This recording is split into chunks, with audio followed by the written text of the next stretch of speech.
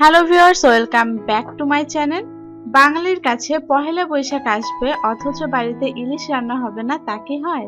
তাই আমি আজকে আপনাদেরকে করে দেখাচ্ছি সর্ষে ইলিশ। খুবই সহজভাবে করার চেষ্টা করছি। যদি ভালো লাগে অবশ্যই চ্যানেলটি সাবস্ক্রাইব করে নেবেন। তাহলে চলুন রান্নায় চলে যাওয়া যাক।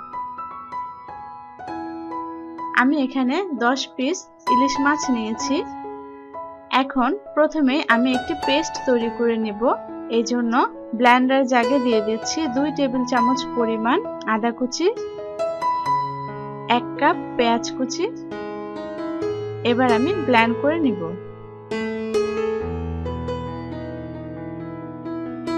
ব্যাস, ব্লেন্ড করা হয়ে গিয়েছে। সরষে ইলিশটা একটু ঝালঝালে হয়, তাই আমি হাফ কাপ পরিমাণ আস্ত কাঁচামরিচ দিচ্ছি। আপনারা চাইলে কম বেশি করে নিতে পারেন। এখন একসাথে আমি ব্লেন্ড করে নিচ্ছি। ব্যাস, ব্লেন্ড করা হয়ে গিয়েছে। আমি এমন টাইপের একটি পেস্ট তৈরি করে নিয়েছি। তাহলে চলুন এবার মূল রান্নায় যাওয়া যাক।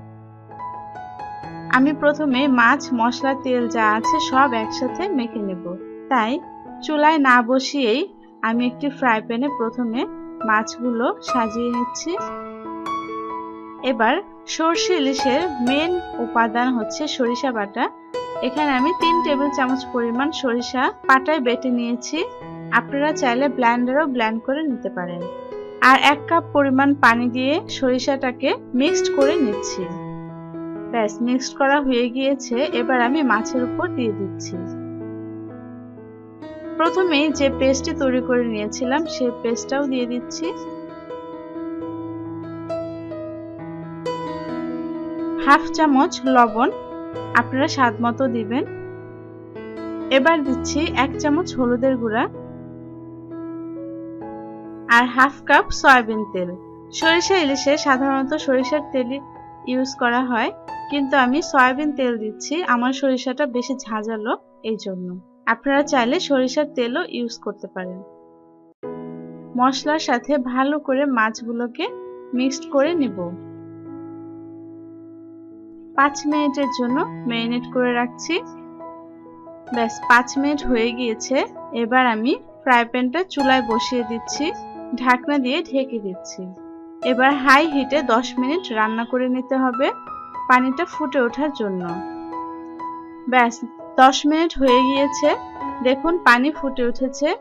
এবার খুবই হালকা ভাবে মাছগুলোকে নেড়ে চেড়ে দিব, যাতে করে নিচে লেগে না যায়।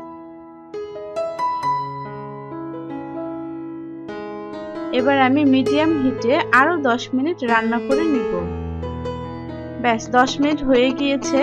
দেখুন উপরে তেল ভেসে উঠেছে এবং ঝোলটাও অনেকটা টেনে গিয়েছে। এবার আমি আস্ত কাঁচামরিচ 5টা দিয়ে দিচ্ছি।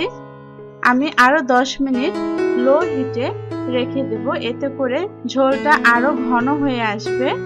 তারপর আমি নামিয়ে সার্ভ করে নিব। 10 মিনিট পরে আমি সার্ভ করে নিয়েছি। যদি ভালো লাগে অবশ্যই আসছে বৈশাখে আপনারা বাসায় ট্রাই করতে পারেন এবং কমেন্টসে জানাবেন কেমন হলো। সবাইকে জানাচ্ছি অগ্রিম পহেলা বৈশাখের শুভেচ্ছা। সবাই অনেক ভালো থাকবেন, সুস্থ থাকবেন এবং আমার চ্যানেলটি অবশ্যই সাবস্ক্রাইব করে নিন এবং শেয়ার করে অন্যদের দেখার সুযোগ করে দিন। সবাই অনেক ভালো থাকবেন, সুস্থ থাকবেন। দেখা হবে অন্য কোনো রেসিপি নিয়ে।